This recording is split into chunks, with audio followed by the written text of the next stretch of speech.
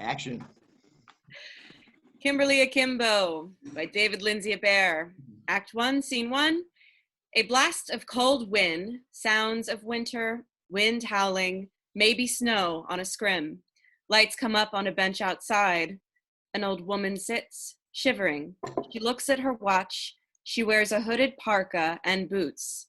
She has ice skates tied at the laces, slung over her shoulder. Kimberly is 16, but she's played by an actress in her 60s or 70s. She looks at her watch again. Far upstage, Buddy, mid-30s, runs through the snow like a kid. He spots Kim. Hey, Kimmy, how crazy is this? Jogs down to the bench. Can you believe it's April? It's like a Christmas card out here. It's pretty though, right? Maybe tomorrow will be a snow day. Look at it coming down. You didn't want to wait inside? Closed at 8. The rink closed? Looks at watch. What time is it? 10:30. Really? Looks at watch, taps it. I can't feel my feet. I told you to wear extra socks.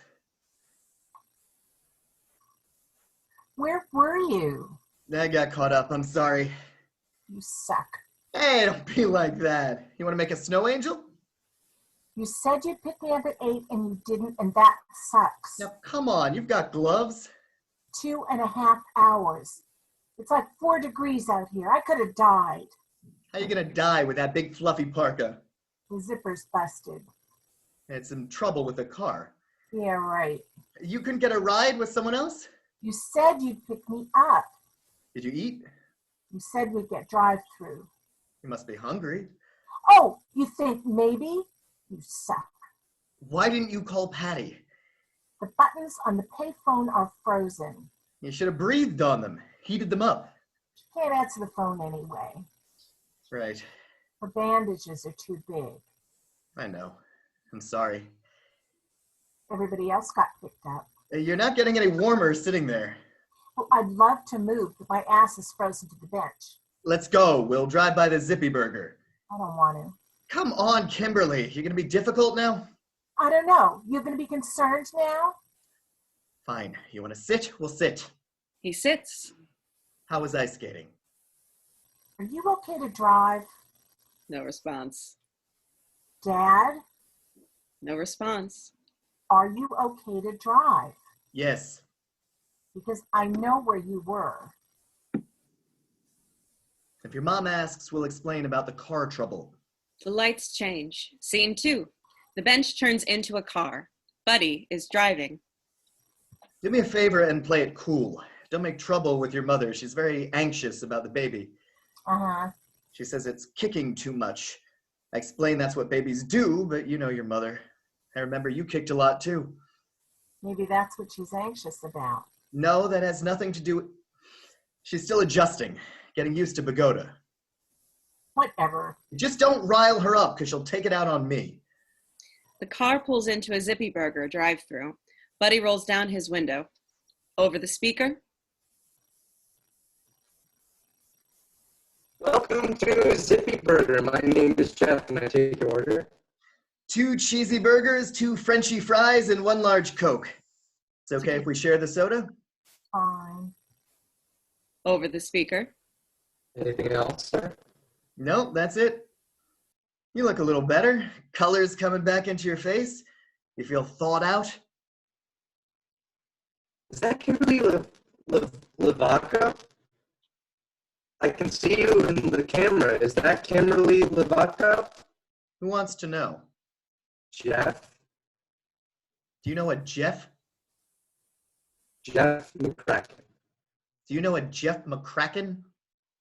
I'm in her biology class. Are you her father? Yes, I am. Can I help you? I have a question to ask her. What's this numbnuts want? I can still hear you, sir. I don't know. I just want to ask her something. Sounds like a jackass. Still listening, sir. Get my cheesy burgers. You can pull around and pay at the window. I'll see you there. I'll tell you what. If you don't upset your mom tonight, I'll take you to Six Flags Great Adventure. Dad, you've been saying that since forever, and we've never gone, so give it up. because it's a lame-ass bribe. Jeff appears at the drive-through window in a Zippy Burger uniform. He's 16, not the most popular kid. Hi. Hello? That'll be 563, please. Hi, Kimberly. Hi. Do you take food stamps? Dad? What? I'm sorry, sir, we don't. I was kidding. Give me a second. Gets money together. What were you going to ask me? It's about that bio assignment. What about it? You know how we have to write the paper about a disease? Yeah.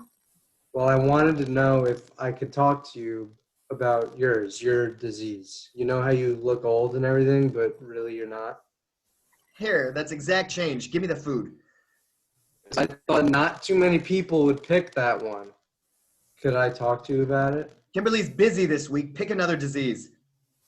Because I thought I could just talk to her about it. It wouldn't take long. Thanks, but no. Have a good night now. That kid's a weirdo. I don't like him. We'll go to the BK next time. Sorry about that, honey. I don't care. What are you going to write about? Glaucoma, That's a good one. I guess. Hey, you know what else? They have a safari at Six Flags now, a big one. You drive through and all these wild animals shit on your car, giraffes and gorillas, all right here in New Jersey. You want to do that? Sure. And boy, wasn't being very sensitive. I said I don't care. Okay. I almost thought it was going to ask you out. Lights crossfade to scene 3. Lights up on a tape recorder on a kitchen table.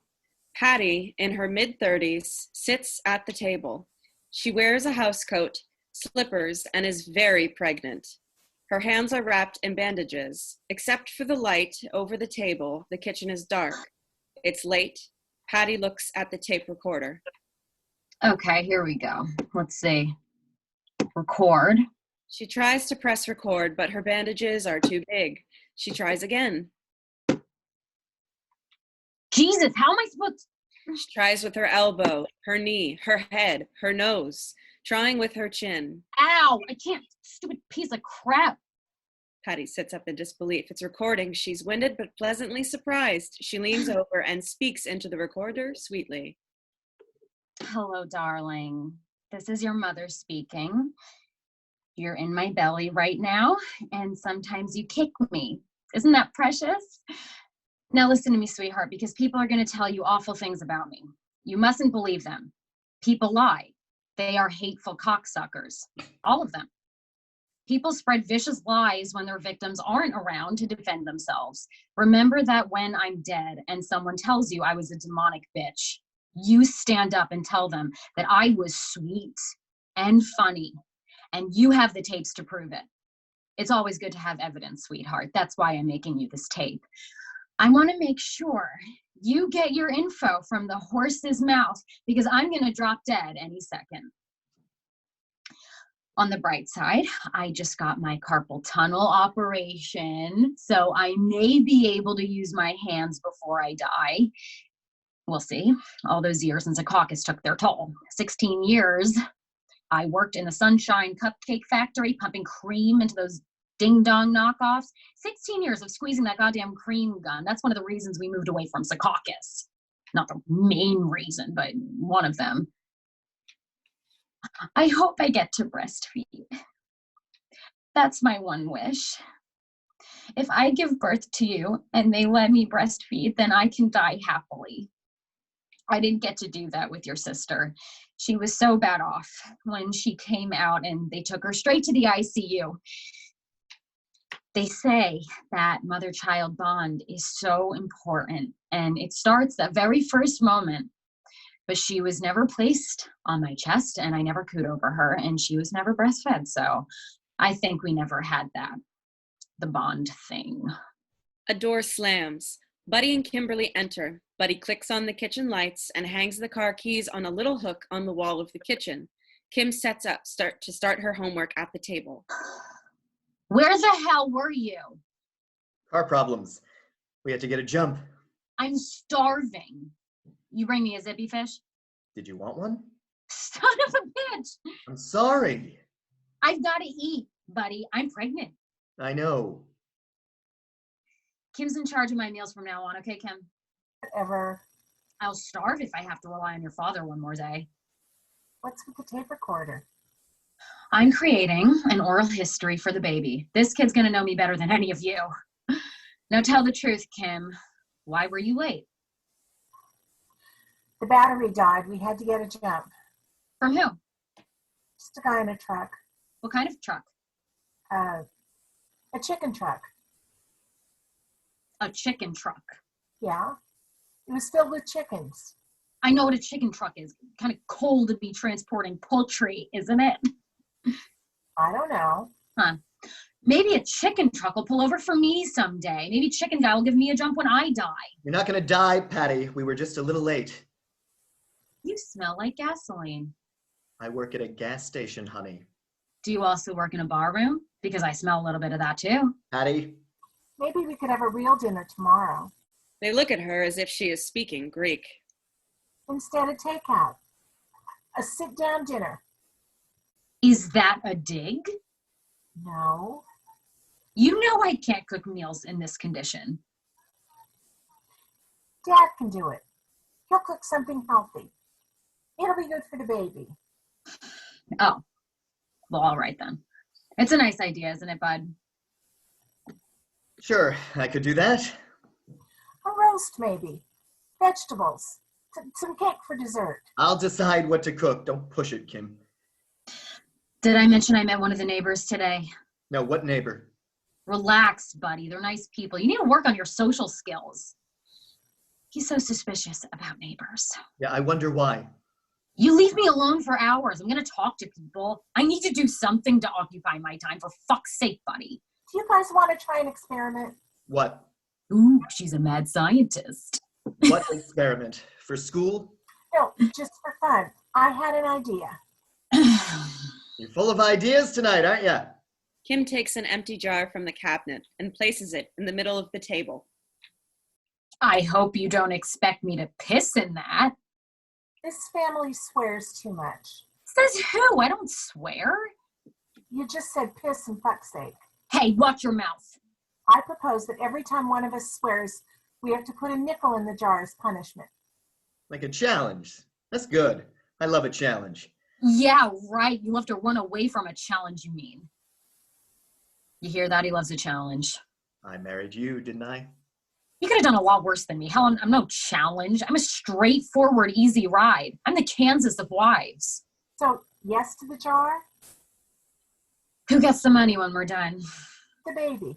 We'll buy a jolly jumper. Well, that sounds fair. Dad? Okay. All right then. Let's start now. The three of them stare at the jar in silence, and after a pause, I don't understand what we're supposed to do.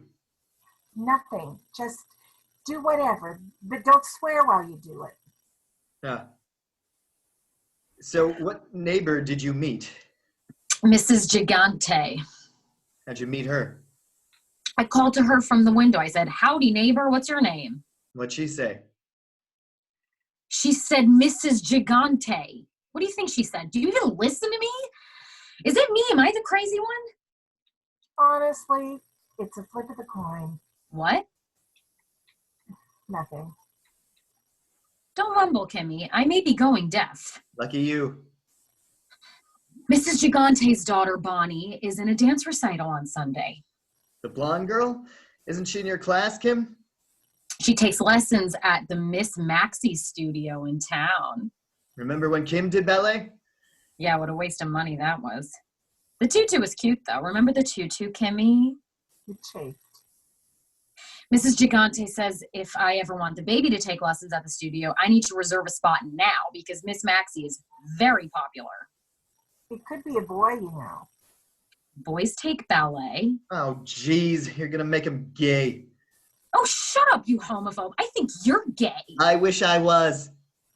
That's very nice. You wish you were gay. You wish you were deaf. Do you ever wish you were sober? Eat shit, Pattie. Oh, that's a nickel. You hear him, Kim? He said shit. So did you. What? Oh, damn it. Does damn it count? Yep. Damn it! Shit! Jeez, it's like you've got Tourette's, Pattie. Chill out. How many nickels was that? 1 for Dad, 6 for you. Good going. We'll have that jolly jumper by Thursday. Put in for me. I don't have any money. Buddy digs in his pockets and puts 7 nickels in the jar. Suddenly, Pattie gets a jolt. She sits up worried. What's the matter? The baby kicked again. That's okay. You want the baby to kick. It means it's active and healthy. It's a good thing. Right, okay. This one's gonna be perfect, bud. I can tell just by people's reactions to me. Do you remember in the grocery store last week, people would just look at me, smile. They love to see a pregnant woman, especially ladies. Why do you think they were all smiling? Because you're fatter than they are. Kimberly gets up, goes to a phone book, and looks up a number. They were smiling because they sense there's something special in here. Isn't that right, baby? Kimberly dials the phone number. I'll make some pasta. You want some bow tie pasta? All right, then, if I can't have a zippy fish. Where's my chef hat? I can't cook without my hat. It's in the cabinet next to my Thorazine. Hi, is Jeff McCracken there? Kimberly Lavaco. I hope you're not calling that bonehead from the burger joint. I'm on the phone. Blackout. Scene 4. Lights up in a library. Kimberly and Jeff talk over a table littered with their school bags, notebooks, and pencils. And I'm a member of the Junior Wordsmiths of America, an organization dedicated to the puzzleistic arts. Oh, the puzzleistic arts. Yeah, you know, wordplay games, palindrome challenges, spoonerisms, anagrams are my specialty. Which one's an anagram again? You scramble all the letters into something to spell out something else. Like the letters in George Washington can be something else, like rearrange to spell out sweet groaning hog. Huh. You figured that out yourself? Yes, I did. Some come in my monthly newsletter. Like federal government can be rearranged to spell out large fervent demon. Right. And mother-in-law turns into woman Hitler. My dad loves that one. Kim notices that Jeff wears a ring on a chain around his neck. What's on that chain? A ring. It's kind of girly. It's my mom's. She lets you wear it? She left it to me. Oh. Kimberly takes this in. So your disease is like progeria without the dwarfism, the big nose and the receded chin. Yeah. And your body ages 4 times as fast as it should. 4.5. Right, so when you were 4, you looked 18. And when you're 20, you look 90. Crazy, right? And the average life expectancy is 16. Is that right? Uh-huh. How old are you? Can you do my name? What? My name. Can you do an anagram of it? Oh, sure. I just want to make sure I get the chromosome thing first. Right. Okay, watch. You inherit an A or a B chromosome from Dad, and an A or a B from Mom. A's are good, B's are bad. You get 2 A's, that's great. If you get 1 A and 1 B, you're just a carrier. But if you get 2 B's, you're screwed. You got 2 B's. Correct. So if your parents ever have a baby, there's always a 25% chance the kid will have it. Right. Guess they aren't going to try that again. Now can you do it? The anagram of my name. Oh, right. Yeah, but only if you time me. All right. Jeff grabs some paper and a pencil. Jeff writing her name down. Kimberly, and Lavaco is Levaco. Yeah. Ready? Hold on. Okay. Go.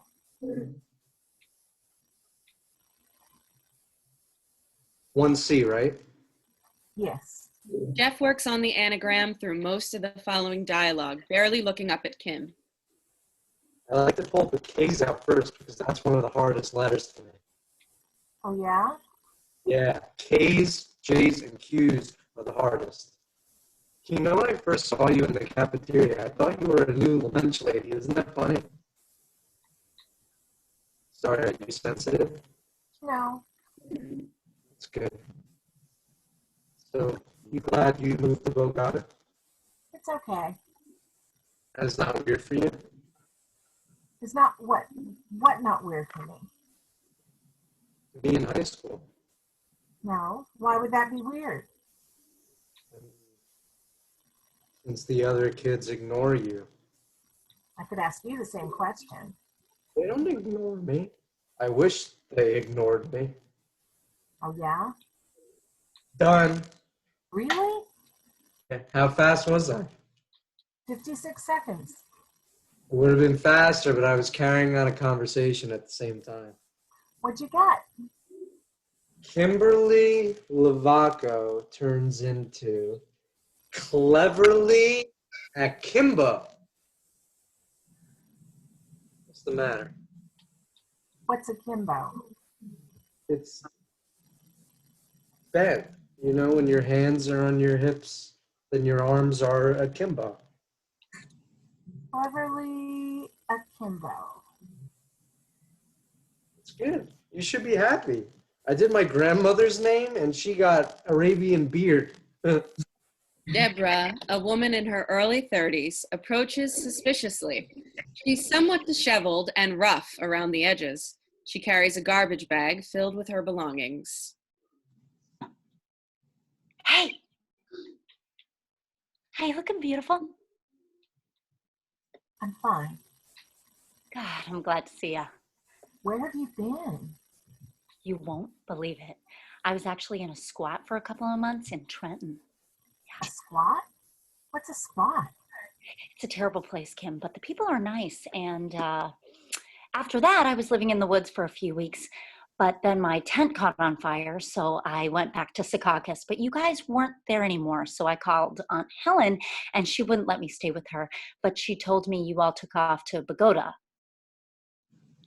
How you doing? Good. And so I came here, but you were not listed in the phone book, so I figured I'd wait in the library until you came by.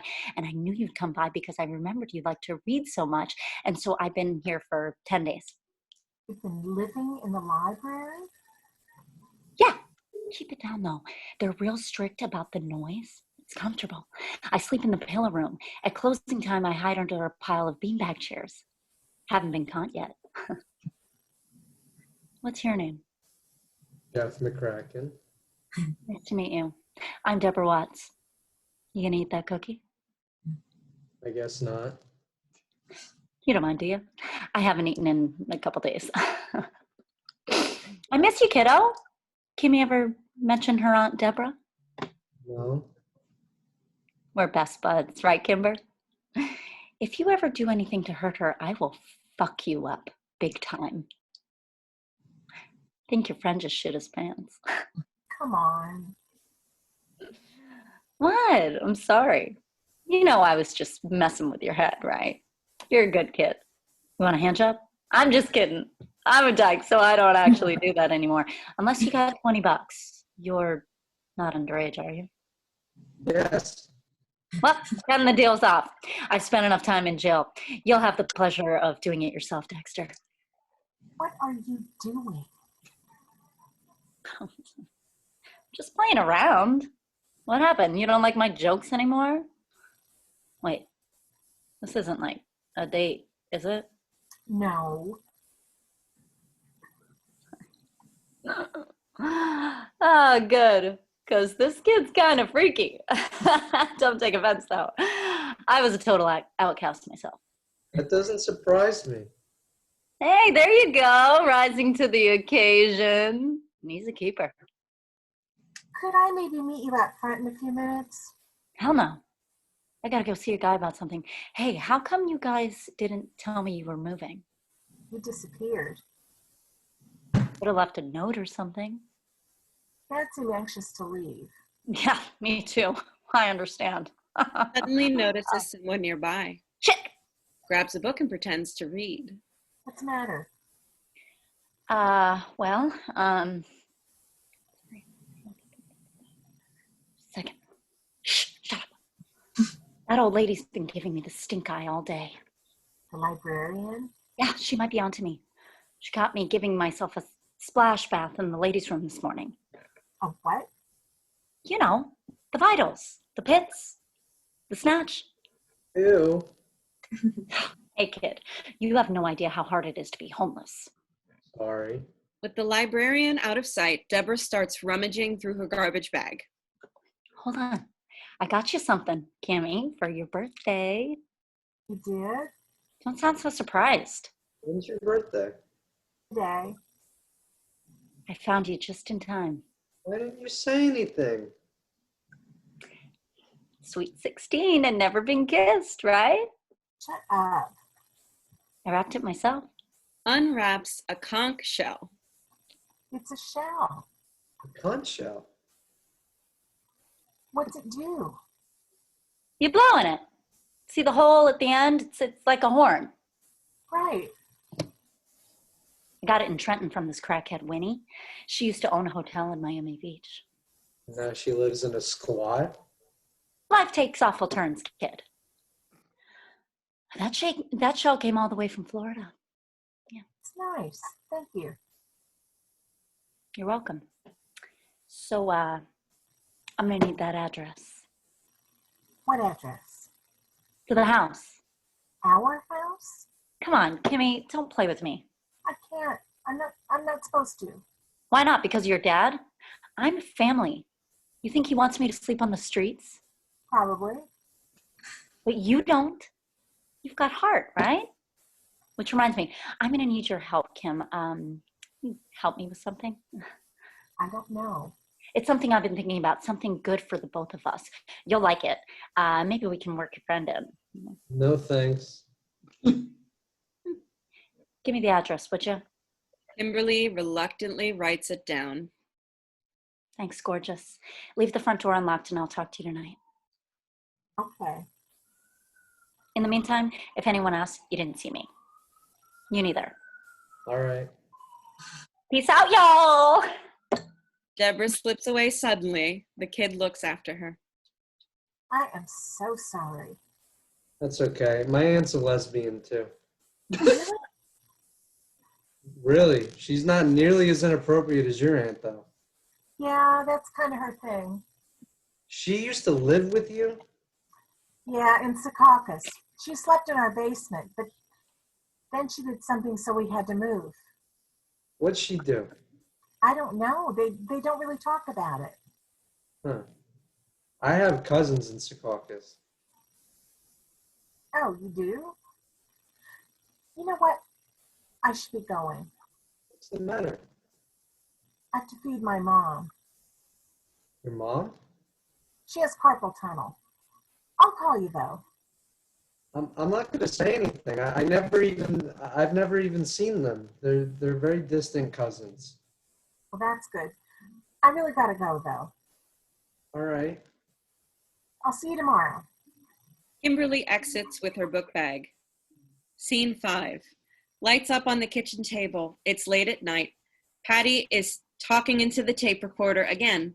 The jar on the table is already half filled with nickels. The table is set for dinner.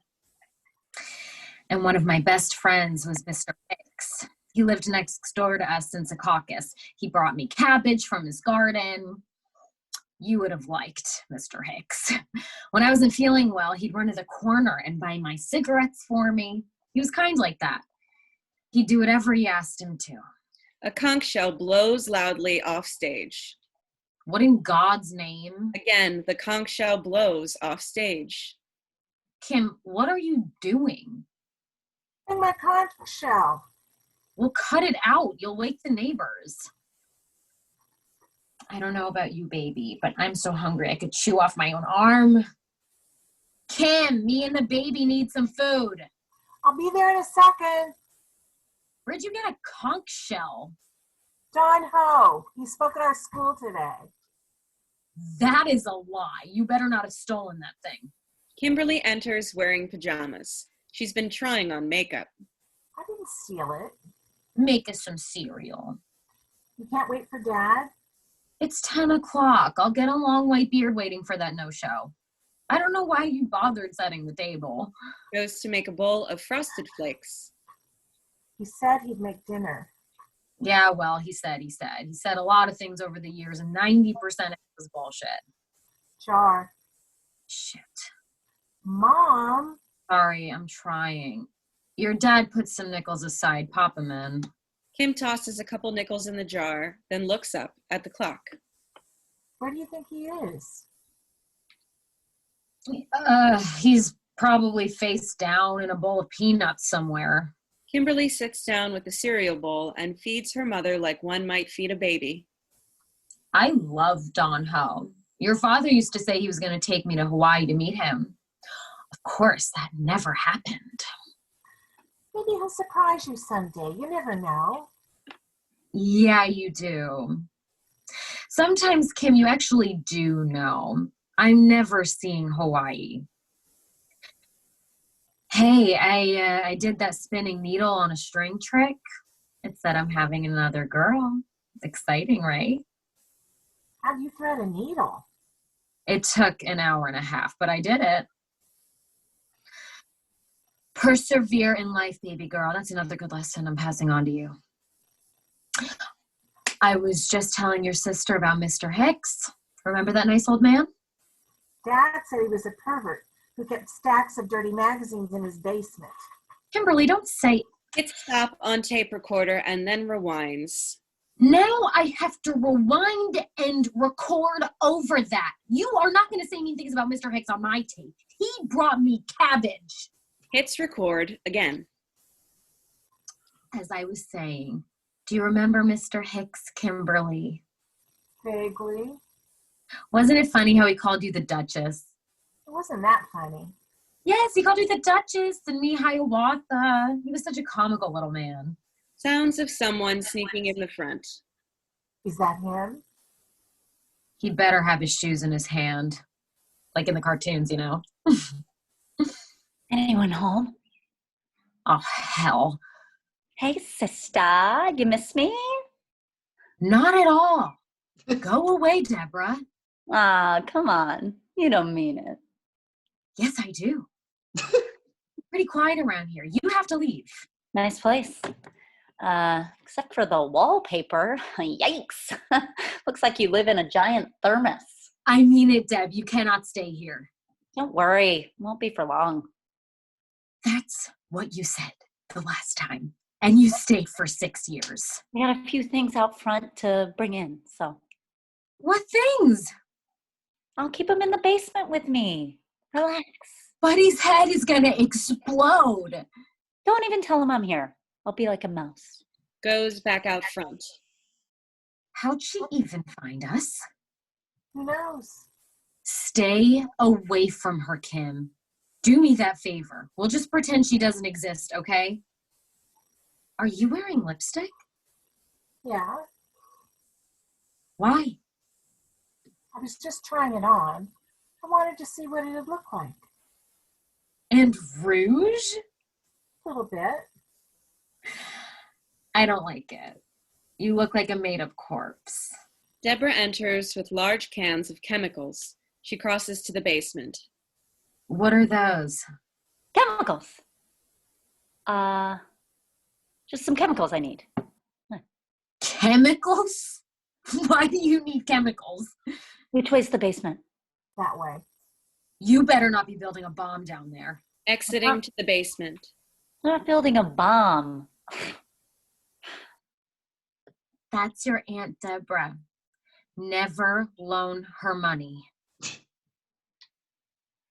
Think you'll be home by midnight? Why, you gonna turn into a pumpkin? What's with you? Holds up cereal spoon. Another bite. Another bite for the baby girl. The little baby eats it up with a great big spoon and poops in her pants like a good baby should. Mom, Yes? can we just be normal for a few minutes? Can you just ask me how school was or something? You're such a stick in the mud. You know what? Criticizing my mothering skills. Into the tape recorder. That buzzkill you hear is your sister, Kimberly. I can't wait for you to come out and tell her to lighten up. Debra crosses from the basement. Remember Kim had such a sourpuss when she was born? Oh, I was incarcerated the last time you gave birth. Oh, that's right. Well, she did. We called her Grumpy Face. It's cute, right? Hey, I know what'll cheer you up. You want to name the baby?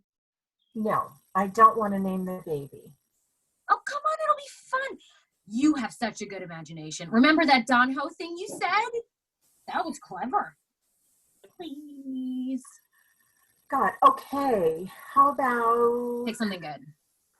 I'm feeling like she's, Carmelita? Oh, yes. That's a pretty name. I'm going to have me a Spanish baby. Little Carmelita, my bonita baby. You like it? Very much, thank you.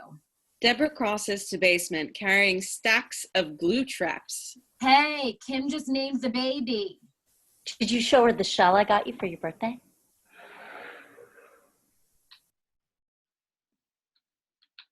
Oh, Kimmy? What'd your mom get you?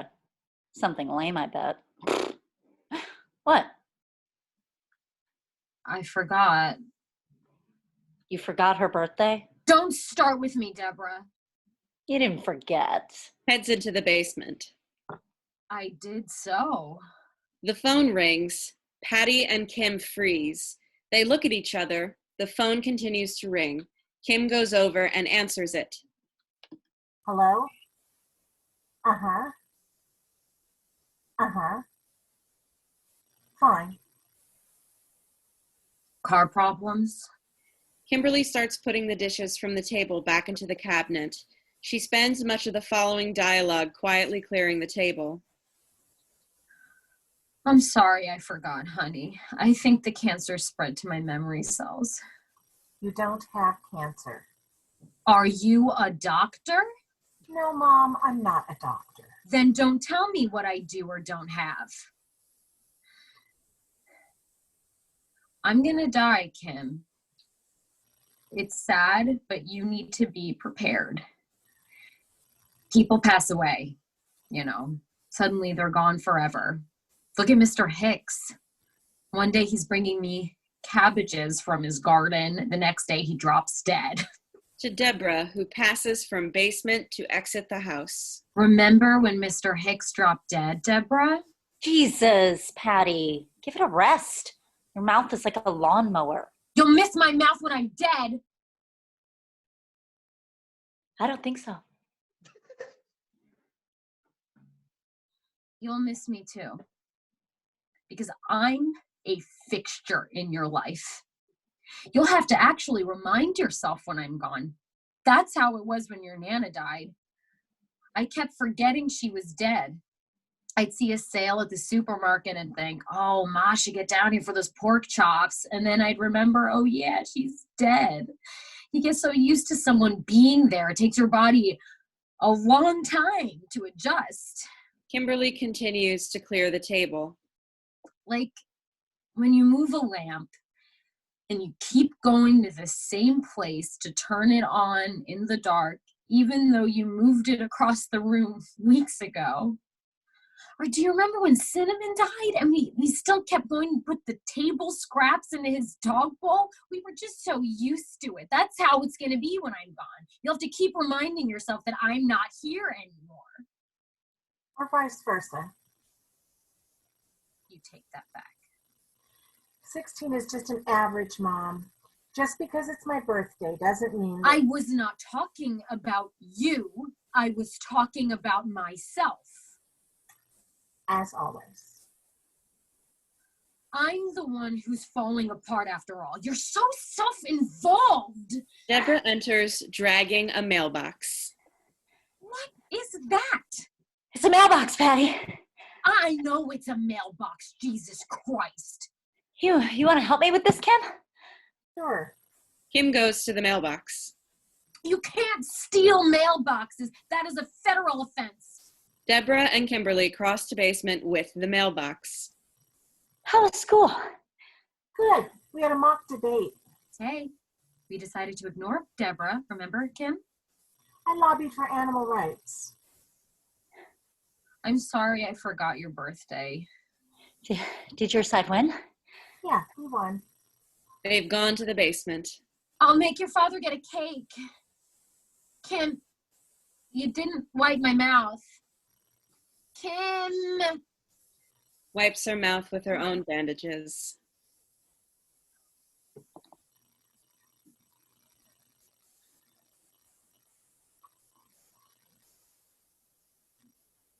Come back!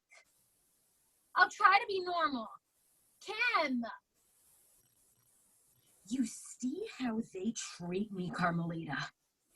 You have the evidence right there, all of it, caught on tape. Lights crossfade too. Scene 6. Buddy's car. He's driving. Kimberly is in the passenger seat. Jeff is in the back. Thanks for the ride to school, Mr. Lavaca. Uh-huh. You didn't really have to offer. You were standing in front of my car. Yeah, I was just going to ask Kimberly a couple more questions before I presented my paper today. You shouldn't stand in people's driveways like that. You're gonna get yourself run over. Thanks for the tip, Mr. L. Noticing Kim. What's the matter? My back is sore and my shoulders too. Those are new. Maybe we can go to the clinic tomorrow. This is a nice car. What are you talking about? It's a total wreck. Yeah, but I usually take the bus to school. This is much more comfortable. No one's spitting at me. It's early yet. Do you have your license yet, Kim? No. I got mine 2 months ago, but my dad won't let me touch the car. Says I'm accident prone. I think I'm a pretty good driver.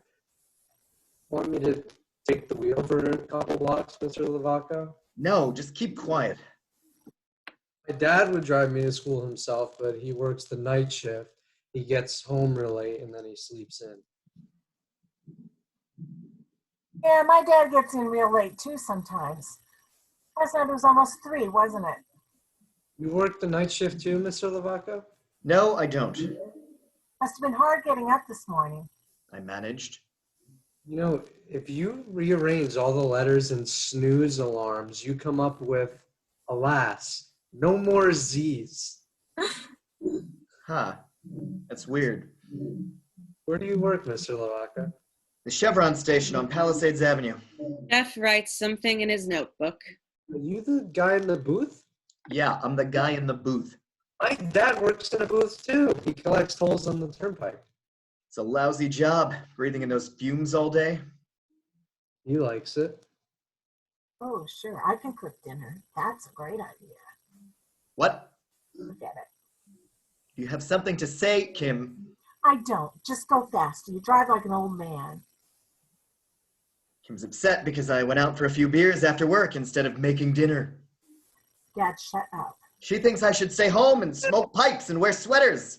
That's not what I think. And why are you being all pissy? I'm not. Drop it. Don't worry about what time I get in. I am the grown-up, not you, so mind your own business. I didn't even say anything. Yeah, you kind of did, actually. Are you showing off for your boyfriend?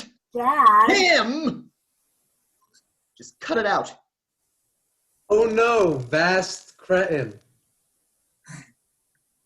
Chevron station, it's an anagram. Oh no, vast cretin. All right, enough with the jumbles. Sorry, once you start, it's hard to stop. It's like heroin, Heroin. AKA smackdown, smack brown junk H. My older brother's in rehab. He crashed my dad's moped. You finished that glaucoma paper? Yes. You know, Ani Gigante picked glaucoma too. So? I'm just saying. Hey, can you get us free burgers? Free burgers? Yeah, since you work at Zippy Burger, seeing as I gave you a ride. Oh, I'm not really allowed to do that. You can't slip us a vanilla shake on the sly? Well, they count the cups, so they know one was missing. Well, I see how it is. Okay, then. Hey, Kimberly, you ever play Dungeons and Dragons? No. Do you want to, though? I could be the dungeon master. It's a game? Yeah, you go on an adventure, and you could be like an elven cleric or a paladin or something. Want to see my dice? Holds up a velvet pouch. Sure. Kimberly takes the bag and looks at the multicolored dice inside. They're for rolling hit point damage and stuff. Like if you get attacked by a hobgoblin. That game's for devil worshippers. You're not roping her into that shit. No, it's not for devil worshippers. You go to graveyards and sacrifice cats and whatnot. I've seen it on the news. Makes kids crazy and they kill themselves. You got it mixed up with something else, Mr. Lovato. This is just a fantasy role-playing game. Try those Pop-O-Matic games instead. Good, clean fun. Dice are so cool. Want to play? She's not playing. Holds up a Look at this die. dice. Look at this dice, Dad. The singular of dice is die. It's a die. Look at this die, Dad. 12-sided. See, it's like a pentagram or something. Just a die. You can play D&D too, Mr. Lovato. No one is playing D&D. Sorry to yell, Jeff, but I feel strongly about this issue. Not a problem. My dad yells too. So does my brother when he needs more methadone. So I've got used to yelling. Good for you. I do get a discount Discount. at the Zippy Burger. So if you wanted that, I could probably say I was buying the food for myself. Well, now you're talking. Maybe I'll take you up on that offer. If you do, can I have a ride to school tomorrow too? I don't see why not, so long as you keep quiet. Discounted burgers. I bet they taste better when you're not paying full price, right, Kim? You missed my birthday. I know. I talked to your mother. I'm getting a cake over at Lambert's tonight. That's it? What do you want me to say? This stuff happens. I don't think my old man ever remembered my birthday. How comforting. I'm sorry, honey, but you know how crazy it's been with the move and the new job and the baby and everything? Uh-huh. For God's sake, you're getting your freaking cake. Now cut me some slack. Between you and your mother.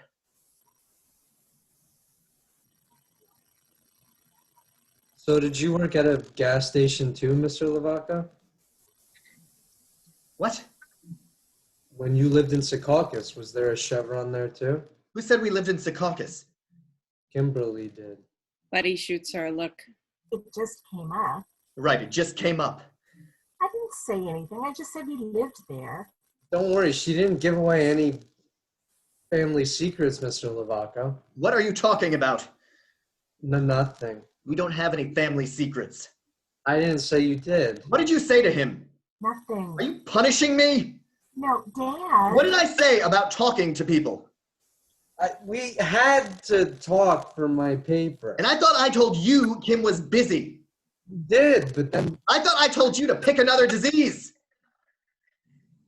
Kimberly called me. No one needs to know my family business. I didn't ask about the family. It was just... I'm going to tell you something, Jeff, because I was a boy and I was 16 once and I know what's going on here. Dad, cut it out. You are not going to get all chatty with Kim and start feeling her tits. Oh my God. Mr. Lovato. I know how the hormones work. Cut up. I know what this discount burger business is about. You just wanted to ride to school. Oh, I knew how to warm up the dads. I knew how to make conversation and be the nice kid. That's not what I'm doing. I was bright enough to talk about baseball and not some satanic role-playing game. It's not satanic. I knew the right way to get into a girl's pants. I'm not getting into anyone. You got that right, Jeffrey! Now, not another word about Secaucus. No Secaucus, no D&D, and no tit-touching. I mean it. I hate you. I hope you drink yourself sick and crash this fucking car. I hope you swerve off the cliff and this shitbox explodes and you die, you motherfucker. Oh, look, we're here. Blackout. Scene 7. Lights up in the library. Debra hustles Jeff into the room. Kim didn't tell you about the meeting? No. And really, I don't think I should be attending any meetings with you people. Oh, yeah? Why's that? Because Mr. Lovato got mad at me this morning, and I don't even know what I did. But the main thing is I shouldn't know too much about his family. So I think I should just stay away. You know what your problem is? You worry too much. Anyone ever tell you that? Yes, that's why I take anxiety medication. You're late. And I thought I told you to fill the kid in. Actually, Why? Oh, why is it always up to me to be the responsible one? Motions Kimberly to a chair. Sit. I got some stuff in the Xerox machine. Don't move until I get back. Neither of you. She exits. you should probably escape while you can. That's okay. She'll just catch me and drag me back here. They sit in silence. After an awkward pause. I liked your glaucoma paper, by the way. It was way better than Bonnie Gigante's. Think? Yeah, you had the eyeball diagram and everything. It was very thorough. Thanks. So are you, like, mad at me No. about my paper? No, it was good. Because you looked weird after I read it in class. No, it was a good paper. Then how come you ate lunch by yourself? I was just reading. I thought you were mad at me. I wasn't. I thought you were done, so Done?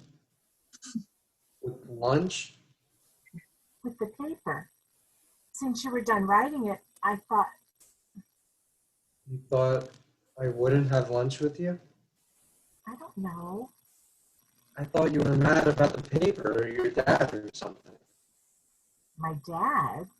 Embarrassed since he told me not to touch you and kiss you and stuff. Oh, no, I wasn't. I don't really want to talk about that.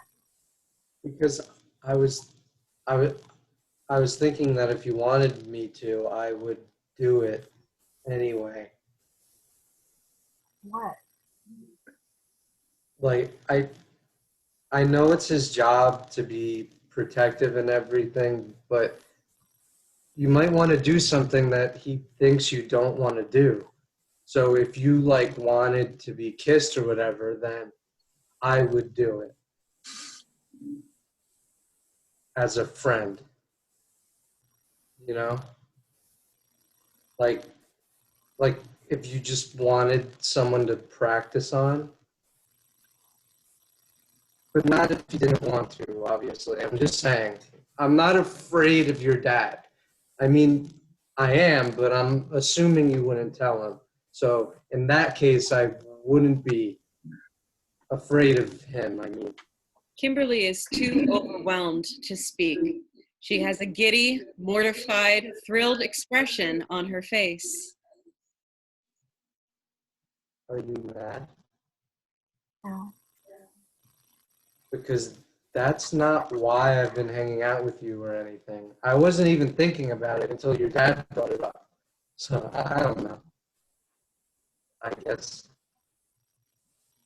if you ever want to, just let me know. Okay.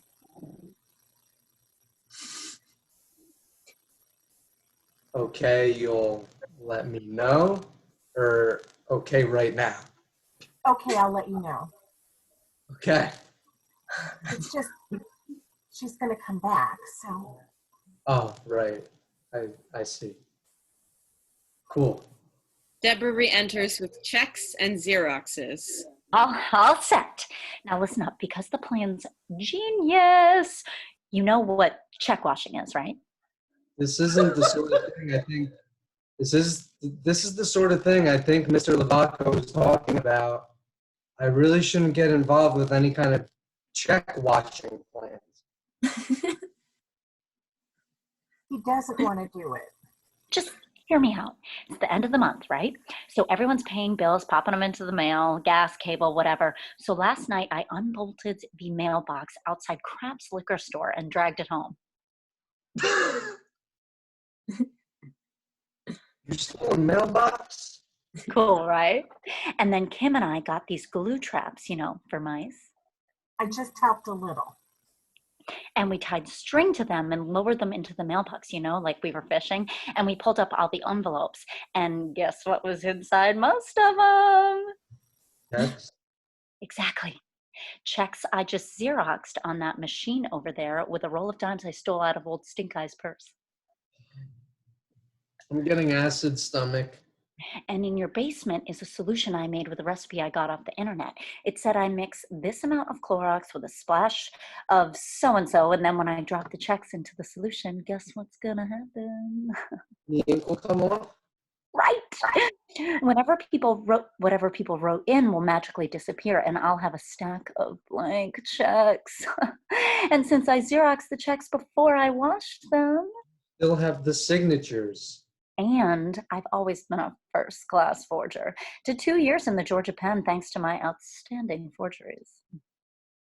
She has this plan to rewrite all the checks. And they'll look totally believable. Mwah. But she wants to make them out to you. To me? I told you probably didn't want to do it. Why would the checks be made out to me? You have a bank account, don't you? Yeah, at First National, but there's only $40 in it. Right. Now there's $40. But how about we fill that puppy up? She said we'd get a cut of the money. I give you the new checks tomorrow. You go in with Kimberly. Kim pretends to be your grandmother. I haven't agreed to all this. It's still hypothetical. She says, this is my grandson, and he's just had a birthday, and he'd like to cash some of his birthday checks. And then make sure you have an account, and then they'll make sure you have an account, which you do, and they hand you all the cash. They won't even blink. Grandmother, little kid, piece of cake. I take half of the dough and hop on a bus to Miami. My friend Winnie the Crackhead says it's a paradise down there. Can't we get in trouble? No, you're kids. You can't get in trouble. My brother was in juvenile detention center, and Look, this is very safe. I can't do it. My dad will kill me. Buy him a nice tie. He doesn't wear ties. Some tube socks then. Whatever he needs. You just buy it. He'll love you for it. He does need a new moped. There you go. A moped then. I don't know, Aunt Debra. Don't go backing out on me, Kim. He's starting to come around. And you promised. I said maybe. See what you're doing? You're scaring him, Kim. Tell her it's a good idea. Well, I'll do it if she wants me to, but I don't think she does. He's right, I don't. It's too much. It's not too much. You owe me this. Who brought you to that bowling alley all those times? And the roller rink? I did it for you. Now you do for me. That's how life works. I know, but I've had it rough, Kim. You know that. You're going to begrudge me a bus ticket? Because that's all I need. And I'll be good once I'm there. I promise. I'll start a new life. I'll be good once I'm there. I promise. I'll start a new life. I'll get a straight job on the beach selling slushies or some shit. you can get a job here and earn a little money. Go to Miami later. I don't have time for later. My whole life has been later. I'm going to get some crap job at Walmart and wait for things to get good while years go by and I get fat and never go to Miami. That ain't me, Kimmy. Sorry. Wouldn't be years. Yes, it would. For me, it would. I get trapped. You get arrested. It's not the same thing. I don't want to wait anymore. I'm not a kid. I know what life does now. It flies right by you, and the good things go with it. They don't stop to land in your lap. You gotta grab the good stuff. Otherwise, it's gone. And when it's gone, it don't come back. Believe me. Come on, Kimmy. Help me out. Please. Okay. Turns to Jeff. I think we should do it. The lights change. Scene 8. In the dark, sounds of Buddy sneaking into the house drunk. He knocks stuff over. Shit. Oopsie, another nickel. Lights come up on him at Kim's bedroom door with a cake box and a shopping bag. Kim pretends to be asleep in her bed. Buddy whispers. Kim. Psst. Kim, honey. Edging into her room. You awake? No. Kim. Sits on the edge of Kim's bed. I'm sorry, sweetie. Kim. What? I'm sorry. I got you cake. It's a little smushed on the side, but I bet it still tastes good. Dad, go to bed. Plus, I brought a present. You're drunk.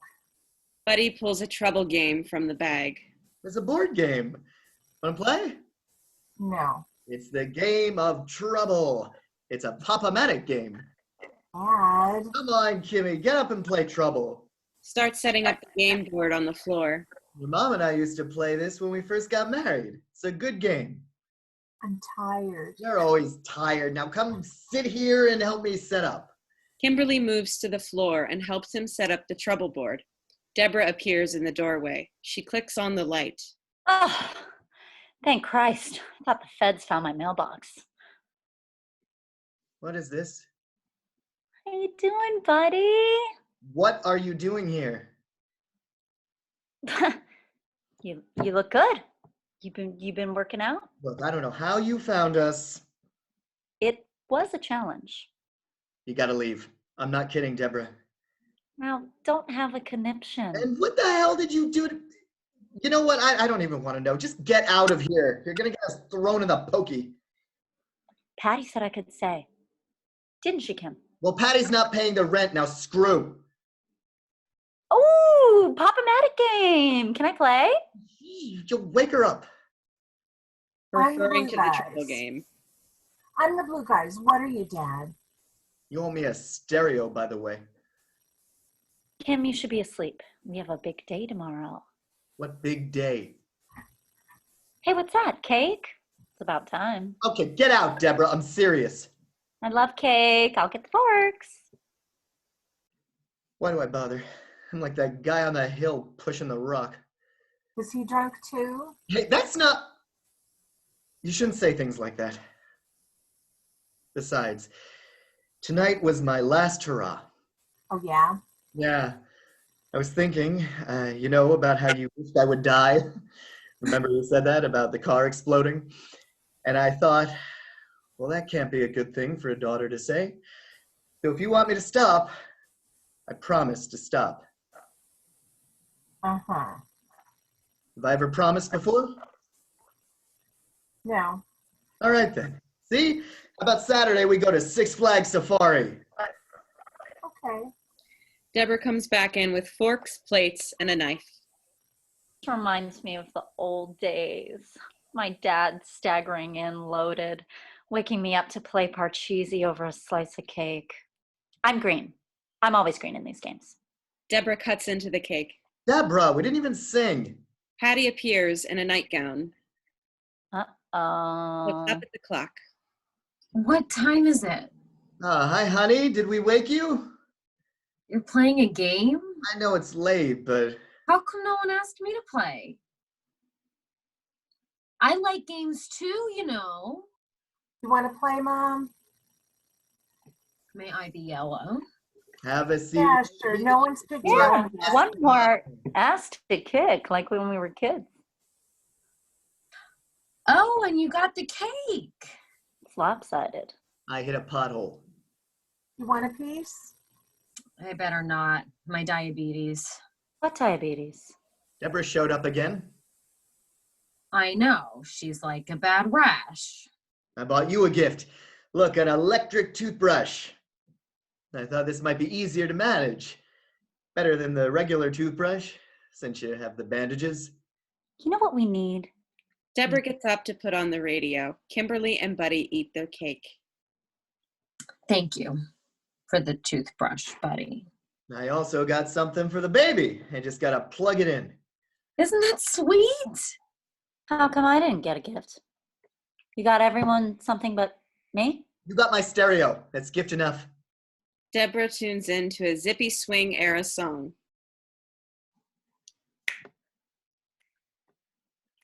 That us? Yeah. Oh, that's so smart. Yeah. How's that for music, huh? No, that's too old. I like it. Keep it on, Aunt Debra. Kim and I have the same taste in music. Pattie sneers at Debra. Buddy has taken a small light box out of the bag.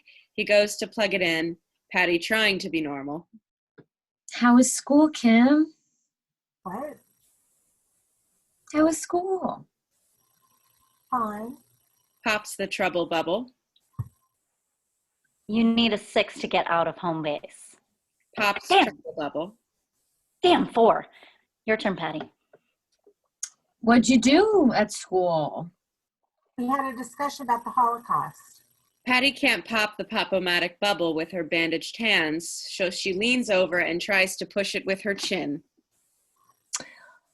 Oh, the Holocaust. That sounds very interesting. You know, some people say it didn't actually happen. What people say the Holocaust didn't happen? Just some people I know. Mind your own business, Debra. She presses the bubble. 6. I'm out. Move my man, Kim.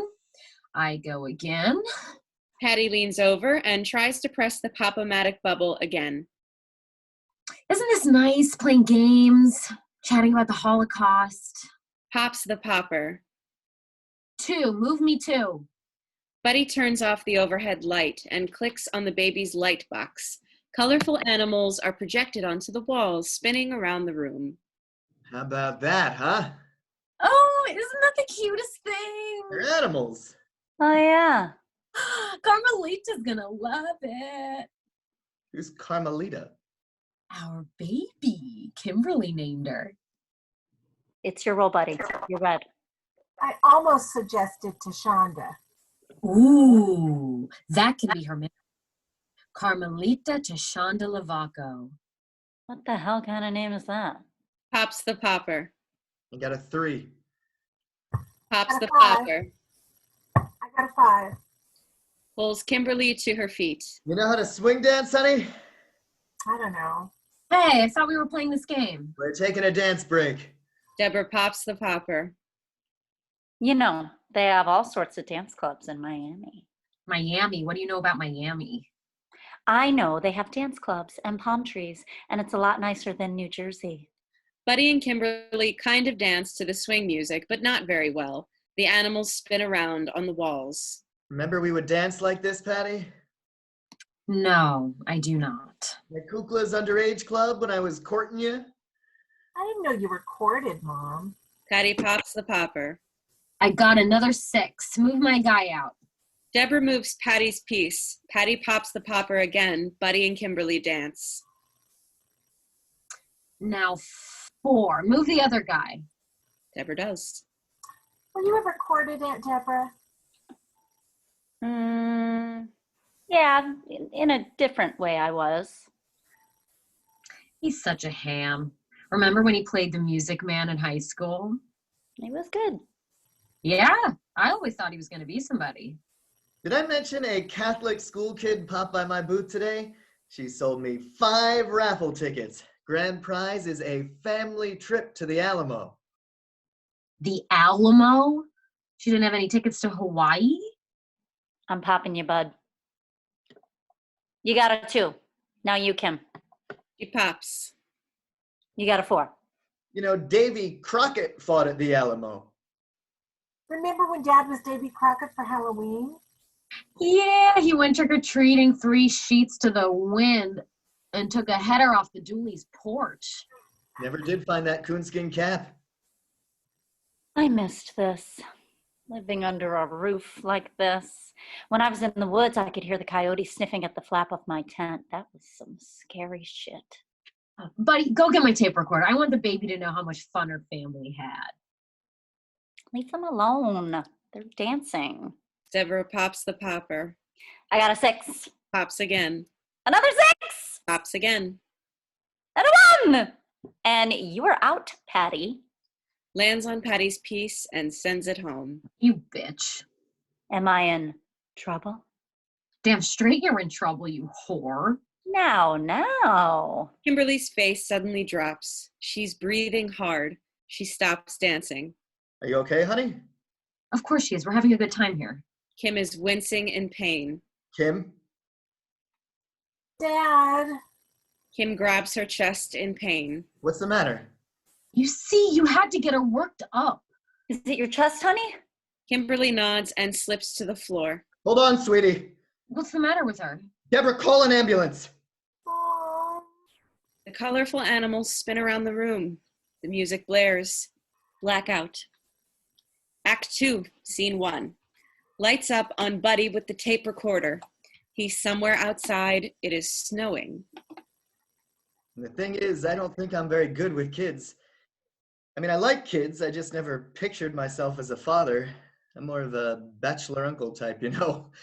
Which isn't to say I regret anything. I love Kim and I'm happy you're coming, but when you're young, you imagine doing a bunch of different things. Just crazy, unrealistic stuff. And then when Pattie got pregnant with Kim, it was like, oh, okay, I guess I do this then. Which was fine. Made things easier in some ways, you know, to not have any choices, I guess. I mean, most guys in the world are just guys who go to work, right? Guys with kids. So there's no shame in that, just being a regular person. Well, I would still like to travel someday. That's something I'd like to do. I'll see these countries on TV and think, wow, that's a weird place. I'd like to see that in person, maybe. Like Pamplona, that's in Spain, and the bulls run through the streets chasing everybody, and the guys scramble up the sides of buildings and jump in doorways, and some people get gored. Looks fun. I'd like that. But you need money to see things, so. Your mom and I spent a few days on the Jersey Shore once, right after we got married. Well, not right after, but when we saved enough. That was nice. And you know, it's funny, when we decided to leave Secaucus, I was like, all right, we're finally going somewhere. But then we came to Pagoda, which isn't really the someplace I had in mind. What are you gonna do? Those Alamo raffle tickets didn't work out either. It was in the paper, some retired gardener won, like he needed a vacation. See the world, Carmelita. That's my advice to you. Pattie's gonna be mad I'm using her tape recorder, but I got nothing else to do. Haven't had a drink in 8 days. I promised Kim. See that? I'm a good guy. I don't know what Pattie's been saying on these things, but I'm telling you straight, I am a good guy. Crossfade to Scene 2. Lights up in Kimberly's bedroom. Kim is in her bed. Her hair has turned a shock of white. She's recovering. Pattie, Debra, and Jeff are all here playing Dungeons and Dragons with Kim. Jeff, the dungeon master, has a model screen popped up in front of him. Behind the screen, he rolls a multitude of dice, reading from a module and refers to maps. The others all have character sheets that they refer to during the game, which is heated and energetic. There are a couple D&D books lying around. Pattie's hands are still bandaged. Also, one of her legs is now in a cast. Passageway divides east or west. West. You head west for 20 feet and then you reach a door. Andrella, the half-elven thief, listens at the door. Jeff rolls the dice. You hear nothing. I check for traps. Jeff rolls the dice. Grandella finds no tracks. Westlock draws her sword. Grangela draws her dagger. Polenta draws her staff. I open the door. The door opens with a creak. With a creak beyond it is a room cluttered with mangled pieces of armor. On a pedestal in the center of the room appears to be a gold statuette in the shape of a manticore. What's a manticore? I'll look it up in the monster manual. She looks through one of the books. Let's go to another room. No, it's a gold statue. It's treasure. That's right. Cauldron. Then those troglodytes jumped out and pummeled us with clubs. Kimberly holds out monster manual. Look, that's a manticore. I'm leaving. I'm going inside. Kim, what are you doing? Be brave, Mom. I'll go with Kim. Look at the book. It has claws and wings and a lion's body. You have to come with us, Pattie. Westlock is the fighter. We need your 18 strength. Oh, fine. You enter the room. The door slams shut behind you. I knew it. Four manticores swoop down from the ceiling and begin attacking you. I I attacked hacked with the my motherfuckers with dagger. my When I we need get to everybody remember I have I knew there three wasn't on free. Jump attack out of the because I way have and start chanting a 18 spell. dexterity. Hold on. They get the initiative because they surprised you. Don't get excited, I Kim. tell you we'd get attacked. Jeff rolling the dice. Two of the manticores go for Kendrella and two for Westlock. What about Polenta? They ignore Kim for now. You're playing favorites. It's all in the dice, ladies. Live with it. How much hit point damage? Let's see. Claws, teeth, spikes. That's a 29 for Gandrella and 43 for Westlock. Oh, give me a fucking break. Mrs. Lavaco, please. I'm -11. I'm -9. You're both dead. This game sucks. Can Polenta resurrect us with magic? Kim, you're surrounded by manticores. What are you gonna do? Kimberly looks at her list of spells. Cast a teleport spell so we're transported back to that magic fountain of healing. Before the incantation is out of your mouth, the manticores descend upon you. One tears off your arm, another digs its claws into your back. Iron spikes shoot into you from all sides. Another rips your throat out. Essentially, you're torn to shreds. You dead? Yeah. Is this supposed to be a kid's game? This is sick. They tore out my throat? Cool. That's it. We've been playing this stupid game for 3.5 days, and just like that, we're all dead. It was very careless of you to jump into the room like that. Well, do-over. I'm afraid I can't do that. This is bullshit. Valiant attempt on your noble journey, but the gods were not with our adventures today. Kid's a geek. We thank you, Dungeon Master, for your time and patience. Not a problem, wise and decomposing sage. That was fun. Oh my gosh, it's time for my pills. Kim, it's time for your pills too. Isn't this fun? We all take pills. I don't take no pills. Ritalin. Ooh, Ritalin. Can I try one of those? I'm not really allowed to hand them out. Fuck you then, greedy prick. Mom. Pattie grabs crutches and pulls herself up. I know. Nickel's in the jar. I never asked. What happened to your leg, Mrs. Lavaco? When Kim was staying at the hospital with her heart attack, I snuck out back for a quick smoke and I fell off the loading dock. Oh, you probably shouldn't have been smoking anyway. Hey, I smoked when I was pregnant with Kim and nothing happened to her. I'd like to put your mom in a room with my dad and conduct experiments. How you feeling, Kim? Good. Doing your exercises, eating right? Uh-huh. She goes back to school tomorrow. Is that right? Dad says I can. That's great. I'm real proud of you. Fighting back, staying strong. Get back up on that horse, right? I guess. That's terrific. So maybe we can go back to our plan then. Yeah, I'd like that. How about if we do it tomorrow, right after school? Hey, wow, all right. That's what I like, raring to go. I think it's too soon, though. If Kim... She said she was okay. I know, but she's supposed to rest. What's a couple days? In Kimberly time, it's about a week and a half. It's like dog years. Dog years. That's good. You said we get half the money, right? Right, just like we said. Because I was thinking maybe that isn't so fair. What do you mean?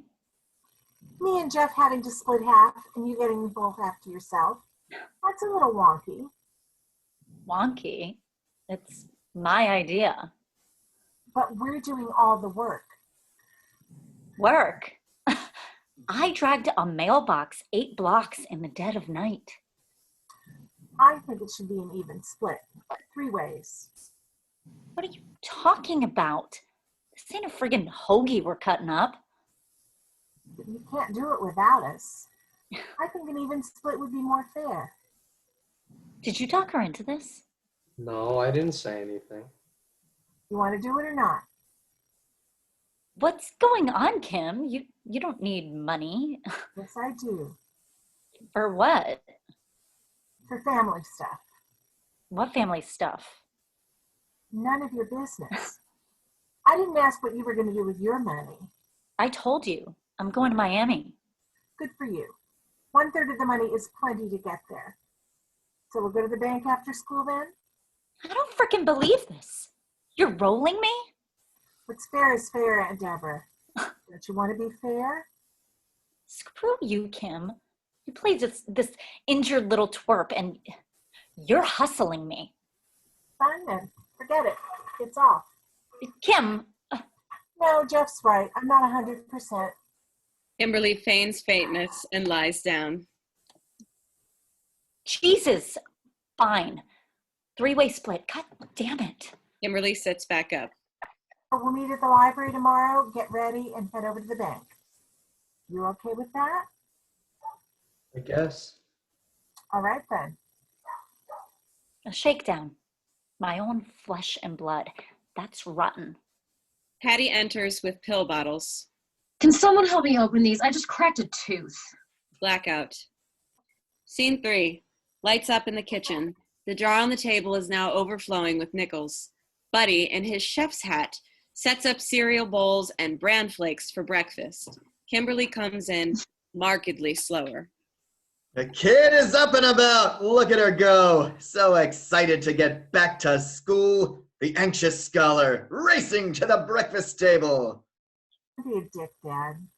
We've got a healthy breakfast starting the day off right. Where's the Captain Crunch? Dr. Kavanaugh said fiber, fiber, fiber. But I'm better now. Can't we switch back? There's some milk. You also need calcium, he said. We don't want you breaking a hip.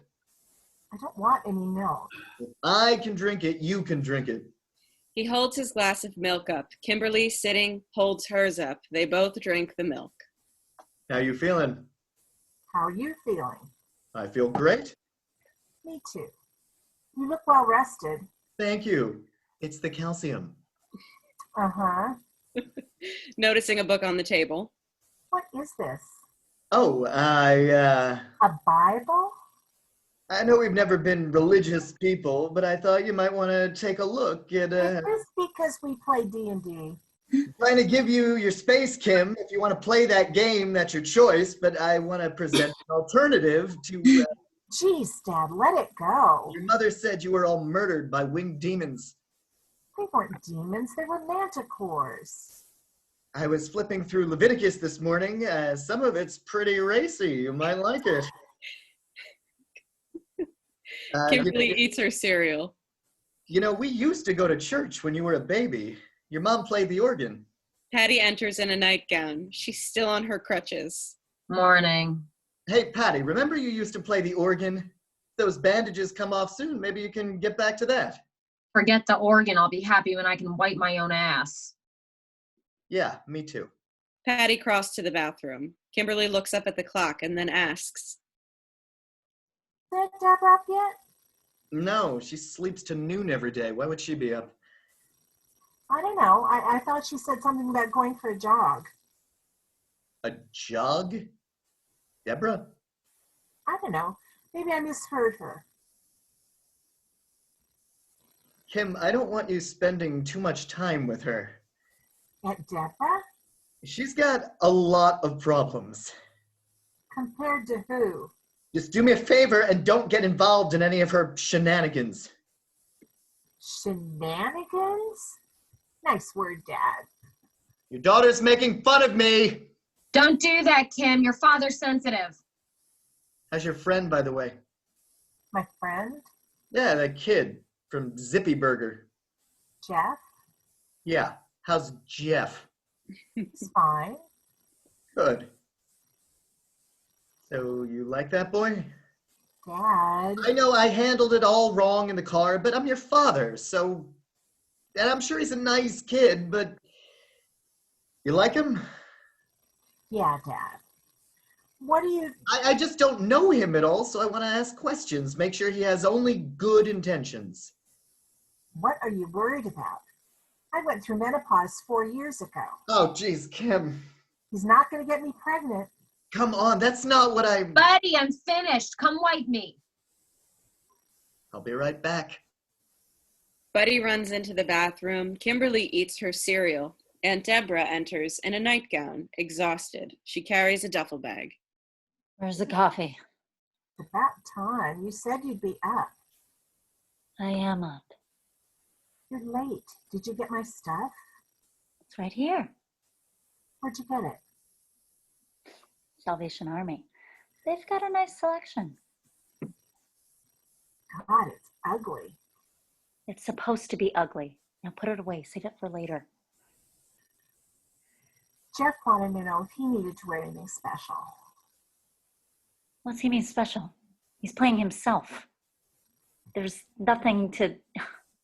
If that kid messes this up... Sounds of the toilet flushing. All right, keep quiet about it. Buddy re-enters. That was a lovely way to start the day. Got some plans for the day? What? I can't get up early? What's in the duffel bag? That's mine. School project. Awful lot of school projects. Sound of the electric toothbrush whirring. Buddy prepares a bowl of cereal for Pattie. To Debra. You could look for a job today. Earn some money to pay me back for that stereo. Again, with the stereo. It's too early, buddy. And the fact is, you owed it to me, so shut up about it. What owed you? You agreed to give it to me. Agreed? I didn't agree. You know what? Forget it. No, you've been forgetting it all week. You throw out these little digs and then retreat back to your corner, and it's starting to tick me off. Good day, Debra. Don't go pissing on it. Who brought up the stereo? Was it me? Did I bring up the stereo, Kim? What kind of cereal you want, Pattie? Whatever, as long as you put the berries on. You've obviously got something on your mind. You got something on your mind? No. What do you want to know, buddy? Nothing. I know more than enough. I don't want to know any more. You'll implicate me. Implicate you? You're implicated already. I wasn't the one who... I don't want to talk about this, Debra. Then why do you keep bringing up that piece of junk stereo? It wasn't a piece of junk, it was vintage! Did you or did you not agree to give it to me? Yeah, I did. If you did what you said you would do, which you didn't. I tried to. But you didn't! Trying isn't doing! But I went to do it. It's not my fault that it didn't happen. All right, drop it. Don't drop it on my account. Pattie re-enters. I love that electric toothbrush. We had an agreement. Agreement? Block your ears, Kim. The agreement was I'd give you the stereo if you went next door and slapped the guy around. What guy? Mr. Hicks. Which you did not do. You hired Aunt Debra to beat up Mr. Hicks? My gums feel so clean. Why would you do that? Because of his goddamn cabbages. They kept spreading into our yard and I told him to cut them back. How many times did I tell him, Pattie? Many times. He would just wave his hand like I was the crazy one. So why didn't you beat him up yourself? He was my neighbor. Can't beat up my own neighbor. You people are freaks. I had nothing to do with this episode. You did so. Come on, Pattie. You know damn well what. Mrs. Denton said she saw a masked intruder crawl in his window. Did you wear a mask? Yes, a pig mask. A pig mask? What the hell's the matter with you? I didn't want to be identified. You told me to scare him. I didn't tell you to kill him. I didn't know he had a weak heart. I didn't even do anything. He just took one look at me and dropped dead. You were wearing a pig mask. If a pig lady crawled in my window, I'd drop dead too. But that's why we left Secaucus? Because you killed Mr. Hicks? Nobody killed anybody. Kim, go wait in the car. The guy just died. With a little help. He was very old, honey. I didn't even touch him. It wouldn't hold up in a court, I tell you that much. Cut those cabbages back like I told him. It wasn't just the cabbages, buddy. This is so wrong. Don't you even feel bad? Yeah, an awful I wake feel up. terrible. I'll be in the car. Now don't go telling your friends about this, Kim. It's family business. Keep it that way. Kim grabs the keys from the hook and exits with the duffel bag. Why did you say anything in front of her? You brought it up. This Debra.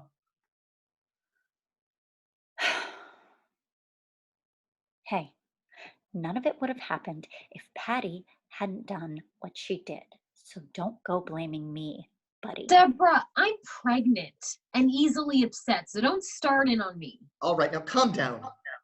If I hear another fucking word about that stereo. All right, forget it. You got the stereo, that's it. I'm sorry I ever brought the damn thing up. I can't wait to get away from you goddamn animals. Debra storms off and slams the door. Buddy rummages through his pockets for nickels. Who let her in the house? I never invited her back in.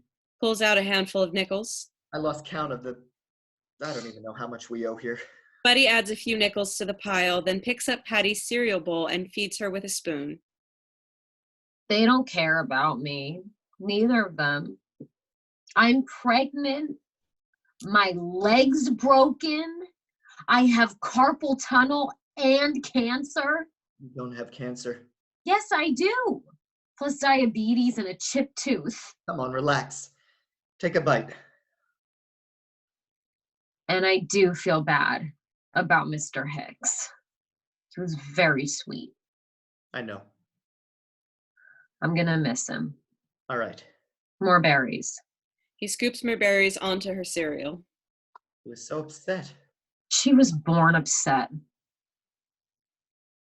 What? It's our fault, isn't it? Mr. Hicks? Kimberly, you put our genes together and it comes out poison. Kim isn't poison. It's not what I meant. I know what you meant, buddy, and I don't want to hear it. He's 16. We're not going to start blaming people now. Things get passed on all the time. I got my mother's ass. You think I blame my mother for my ass? It's not the same, Pattie. Can you stop, please? She takes another bite of cereal, chews, and swallows. You're a lot more bearable when you're on the sauce, you know it? Lights crossfade to scene 4, the library. Debra and Jeff are waiting for Kim. Jeff, with a pad and pencil, has been working on another anagram. Deborah Watts, right? Huh? Watts is Watts. Uh-huh. You ever been to rehab? None of your business. Because my brother's in rehab, and my dad visits him like every day. But me, the old guy, barely speaks to. Can you explain that to me? No, I can't. I think he just likes screw-ups. That's what I think. Hey, maybe if we get caught and thrown in jail, he'll come visit me, and then he'll have to talk to me. Listen, you little wine bag. If you get caught, nobody's coming to visit you because you'll be in the morgue with my shoe up your ass. Finished. For Deborah Watts, I've come up with basted ward, wasted brat, and wet bastard. Thanks. Those are cute. Where's Kim? In the bathroom. Taking her time, ain't she? What is she doing anyway? Just getting changed. I mean later, with the money. Why'd she suddenly want more money? She just thought you should be fair. Come on. Is she buying something? I don't know. I hope you lie better than that at the bank. Really, she didn't. Because they're going to see right through you. Those tellers are tricky, very perceptive.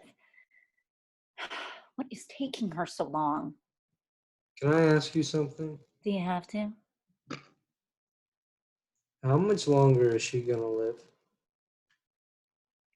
Why are you asking me? How am I supposed to know something like... Because I wrote a paper, and everything said the life expectancy is 16. And Kim's already 16. Look, so. I don't know. You asked me a question and I don't know the answer, so drop it. Do you think Carmelita will be like her? No chance. Why no chance? Kim said the Lovatos always have a 1 in 4 chance of... It's a non-issue, kid. Don't sweat it. That baby will be fine. Kim enters dressed in old lady's clothes. She has the makeup of an old lady and an old lady hat and purse. The transformation is stunning. No one can speak for a couple of beats. Jesus. Okay. You look like Rose Kennedy. It's okay though? It's perfect. God! I had no idea it'd be so... You look so old. So it'll work then? Yeah. If the kid can keep a straight face, we're golden. I look okay? Jeff looks at her, ill at ease. It's not a beauty contest. It's just for a little while. I know. Yeah, it looks good. All right. You gotta get over there before they close. You want to run through it once? I think we got it. You got the checks? Right here? In the duffel bag? Keep the money in the duffel bag. Got it. Okay then. Now, I don't want to be spotted on the camera, so I'm going to wait here, and you guys come right back afterwards, okay? I'll be waiting. Just one final thing though. What? Why is Carmelita a non-issue? Carmelita? You just told Jeff there was no chance of her being like me. You heard that? How is it a non-issue? Kim, the bank closes at 4, so... It's because of Mr. Hicks, right? Hey, I'm not supposed to... That's why my father wanted you to slap him around, right? It wasn't just the cabbages. You gotta understand, your mother's baby crazy. It's all she ever wanted, even as a kid. You should have seen her with the dolls. I knew it didn't make sense. She was miserable in Secaucus. You should be glad she has something to make her happy. I said, Pattie, if you're so miserable, do something about it. You told her to do it? I didn't tell her to screw Hicks. I just said, She had options. She could have adopted or kidnapped, or I know a guy who sells them. You all don't have that kind of money, but I bet he'd work some sort of barter system, and he's a friend of mine. You ready? Yeah. You know, when Cinnamon died, I bought you a gerbil, right? Same difference, Kim, so don't start pulling an attitude. Same difference? Well, maybe not technically, but it's the same idea. Okay, Aunt Debra. You're going to wait here, right? Right. Let's go. Don't say I said anything. Your dad's real sensitive about it.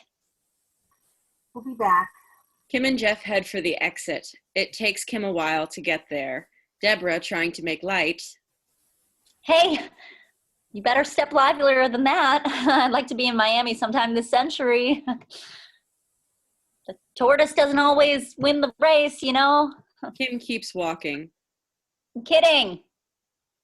You know I'm kidding, right?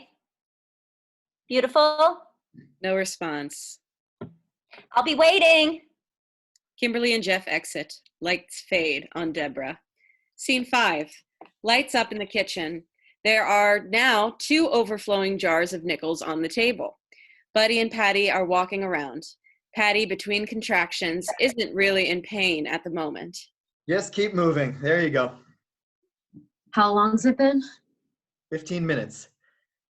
I'm scared, buddy. I think we should go. He said not until they're 5 to 7 minutes apart. This could go on. You want to wait around a hospital for 6 hours?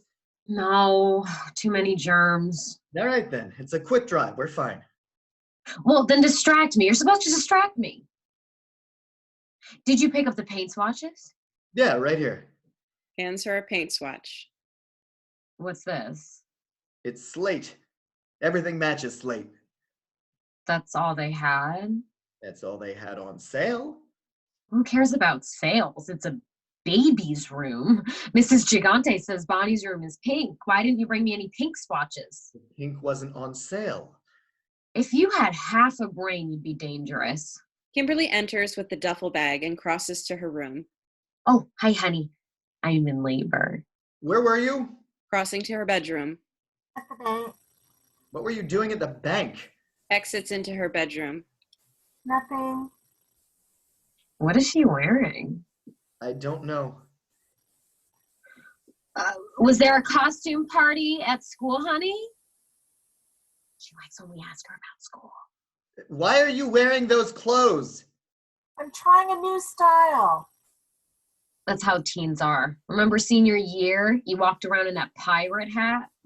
2 days. That's all I wore it. Don't start it on me.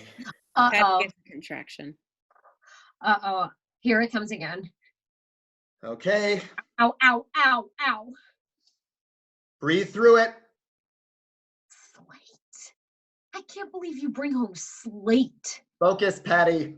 They paint prison slate. Keep breathing.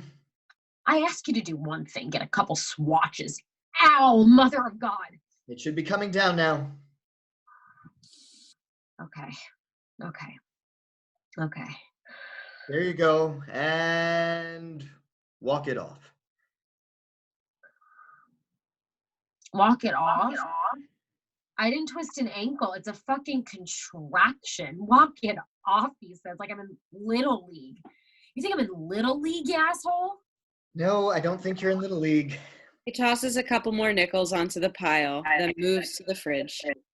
Where are you going? I'm getting a beer. Ooh, get me one too. Pattie. It'll soothe me. Hey, Kimmy, did you hear my contraction? Yeah, it set off the Gigante's car alarm. What can I say? My voice carries. Did you notice the snow started melting today? I take that as a good omen. What do you think? Handing her a beer. Sure, whatever. I think the room should be pink, buddy. It's important to me. I want it to be perfect. I know you do. Pattie swigs her beer. Hey, Kim, your dad and I were talking, and when your sister comes, you're going to have to sleep on the couch for a little while. You don't mind, do you? Kimberly re-enters in her regular clothes. Oh, nice of you to make an appearance. Why do I have to sleep on the couch? Because the baby needs her own room. Why? Because she does. It's important for their development. It helps them be independent. I can sleep on the couch if you'd rather sleep with Mom. Why can't the baby sleep with Mom? Because babies cry and I need my sleep. Kimberly notices Buddy's beer. It's one beer, Kimmy. I'm under a lot of pressure at the moment. Kim goes back into her room. I have been very good. It's not easy, you know. God damn it. They say a new sibling can be hard on the firstborn. Maybe she can share the room. She doesn't need to. That's a very comfortable couch. You were conceived on that couch. Don't tell her that. For God's sake, Pattie. Was Carmelita Was Carmelita what? conceived on that couch? That is none of your business. You hear this sass, she gets that from you. Enters with a suitcase and duffel bag. Because she was conceived in Mr. Hicks's basement? Kim! God damn it, my water broke. What did Aunt Debra say to you? You tell me. I'm soaked. Do you see what she did? Is it true? Give me some towels, buddy. Is it? Kim, we're a little busy at the moment. Searches for towels. Aunt Debra said the baby's a non-issue. Aunt Debra's a psychopath. Non-issue, what does that mean? It means she won't be like me. I don't even know what you're talking about. Didn't I tell you to stay away from Debra? This is your sister. You let her back in here. Is that why Mr. Hicks kept visiting? You didn't like Dad's odds?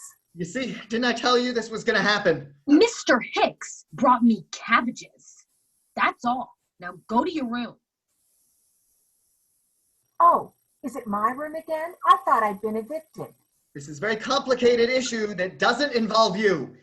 Buddy runs over to Pattie with a roll of paper towels. Not paper towels, real towels. This isn't Kool-Aid, you moron. Buddy searches for real towels. Shouldn't Mr. Hicks be doing that? Now you know darn well Mr. Hicks is dead. Kim, you are walking on thin ice here. And even if he wasn't dead, he'd hardly have the stamina to run around looking for towels. He was very frail. Hicks was just a neighbor. Now drop it! He meant nothing to us. Then why did you hire Aunt Debra to kill him? I didn't hire her to kill him. Come on! Brings the towels to Pattie. The agreement was beat him up. I was very upset at the time, but I never wanted the guy killed. And yet he died. Okay, you want to talk about this? We'll talk about it later. But right now, your mother's having a baby, and that's a little more important than your hissy fit. Of course it is. The timing is way off. That's the understatement of the century. Don't get smart with your father. Oh, I'm sorry to get smart, and I'm sorry my timing is off. And I'm sorry I'm not Bonnie Gigante. What does she have to do with anything? But for the record, Bonnie Gigante sells pot and doles out blowjobs like they were handshakes. That is filthy talk. I don't know where you get that sewer mouth. Kim, I don't know what this is about, but you're being naive and spiteful, and you need to toughen up. Toughen up? None of this is going to matter anyway. You're going to have a beautiful baby sister. Who cares how we got her? I do. Too bad. It's none of your business. I can't believe you bought into this. Hey. Did you ever have a backbone? That is your father you're talking to. Are you sure? One never knows in this house. You apologize. You're the one that needs to toughen up. Okay, yes, it happened, all right? So what? It was a thing that was done. That's all it was. It served a purpose. Can we let it go now? You know what, Kim? You win. We're not perfect, okay? And we have been trying our damnedest to make you happy. But we obviously can't be whatever it is you want us to be. Well, that makes it unanimous then. This has nothing to do with you. I wanted a baby. It's that simple. You had a baby. I wanted another baby. You wanted a different baby. Kim. And you made real sure she'd be nothing like me. What choice did I have? Soon I won't be able to have babies anymore, and then you'll die and I'll be alone, and I didn't want to be alone. I meant I'll die. I was making a sister for you, so you would have someone to talk to when I died, not you. All right, Pattie, relax. Pattie notices Kim's suitcase. What's that, my suitcase for the hospital? No, I'm staying at a friend's house. Buddy grabs a towel and wipes Pattie's forehead. What friend? You didn't ask if you could... Oh, it better not be that boy's house. His family's a mess, and I don't want you staying in that environment. Help me, buddy. It's getting hot in here. Buddy fans Pattie. You know what I wanted to do? What I was gonna do with the money? What money? I wanted to walk in here and say, hey, guess what? We're going to the Alamo. The Alamo? Or Pamplona or Hawaii. One of those places Dad is always talking about. And I wanted to say, pack a bag, we're going right now. And you'd be confused, but I'd explain it, and you'd be really happy, and you'd jump up and start packing. But then Debra and Hicks, and I'd come home, and then you with the room. I can't understand a word she's saying. And I'm thinking, why bother? You did a good job pretending for a little while, I guess. But really, you gave up a long time ago. Gave up what? A whole mess of stuff. I can't even... It's like you're just sitting around waiting or something. And I know it's hard for you, and you have to prepare and cope and whatever, but... But what? I'm not dead yet. I'm not dead. Silence. Oh, ow. Ow, ow, ow, ow. Here's another one. Nobody thinks you're dead. What's this, bud? How long since the last one? I'm not sure. 14 minutes, maybe? It hurts. Do the breathing. Get my suitcase and my special pillow. Okay. Buddy turns around and catches Kim, taking the car keys off the hook. A moment passes between them. They say nothing. She puts the keys in her pocket, and he doesn't stop her. Pattie takes over this exchange, unaware that it's even happening. Oh, also my search of words. I'll need something to occupy my time. And the camera and my bathrobe. I forgot to pack my bathrobe. Plus the lip balm in my purse. Actually, just grab the whole purse. Are you listening to me? Yeah. Suitcase, pillow, search of words, camera. Bathrobe and purse. Bathrobe and purse. Exits into the bedroom. Hurry up, buddy. It's 2 weeks early. That's all right. Babies come early sometimes. Kim came early. Remember? Almost did me in. Kim slips out the front door with her suitcase. The pain subsides. Oh, there it goes. I think it's fading. You know what Mrs. Gigante said to me this morning? She said, Pattie, you ought to get out and get some sun. You look like a ghost. Well, I thought if I spent all the money she spends on that tanning salon, I'd look all brown and crunchy too. Only I didn't say that. I just said, there's been some unseasonable weather as of late. But maybe that Alamo thing ain't such a bad idea. It's awful sunny in Texas, right, Kenny? We'll have to buy the baby a car seat, but that can't cost so much. You think that crap heap of a car can make it to Texas, buddy? Kim, honey, wipe my brow. Reaches back for her, but Kim isn't there. Kim? Where'd she go? Debra enters the house, harried and out of breath. Where's Kim? I don't know. Was she here? The baby's coming, Debra. She was supposed to meet me with the money. What money? Buddy re-enters with stuff for the hospital. I'm gonna call a cab. Cab? Why would we take... Ow! Blackout. Scene 6. Lights up on Kim and Jeff in the car. Jeff drives. Where are we now? Check the map. It says the wilds of Africa. He sees something run by. Whoa, did you see that gazelle? Reading from the safari guide. In this section of the Six Flags Wild Safari, you will notice a variety of exotic and rare birds, from the common guinea fowl to our storks and cranes. What's that, an antelope? Referring to her safari guide. I believe it's a bontebok. Characterized by its long face and horns that twist backwards, this endangered species is difficult to breed in captivity, but seems to do well in a free-roaming environment. I wonder if my dad misses me. We've only been gone 2 hours. Still, I wonder if he does. Hey, Carmelita, this safari place is unreal. Your mom's gonna be pissed you stole that. We've seen black bears and camels, and now we're in Africa. You've got to see this place, only don't wait for Dad to bring you because it'll never happen. She hits stop recording.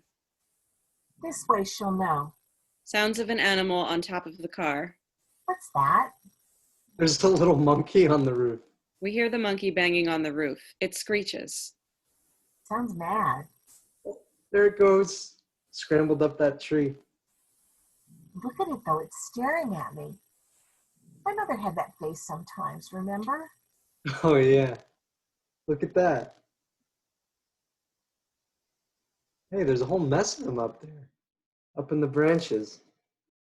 Keep driving. They're kind of weird looking. She hits record again.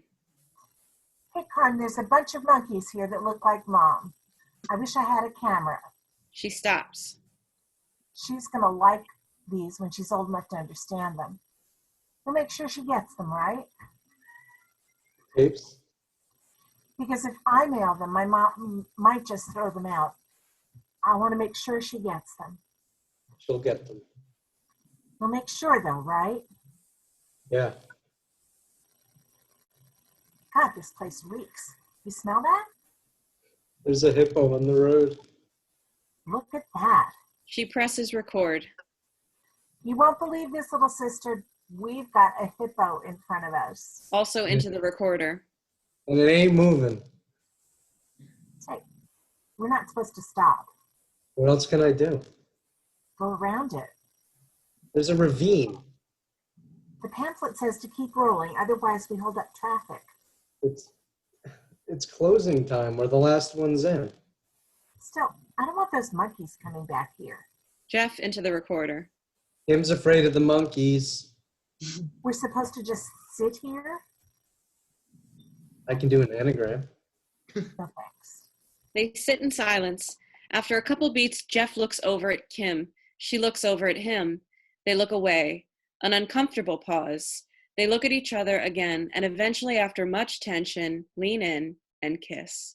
They separate and sit in silence for more than a couple beats, happy but petrified. Kim notices the tape recorder, embarrassed. I left the tape recorder on.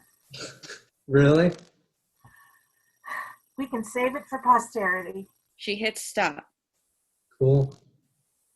Where do you want to go next? Colonial Williamsburg. Very nice choice.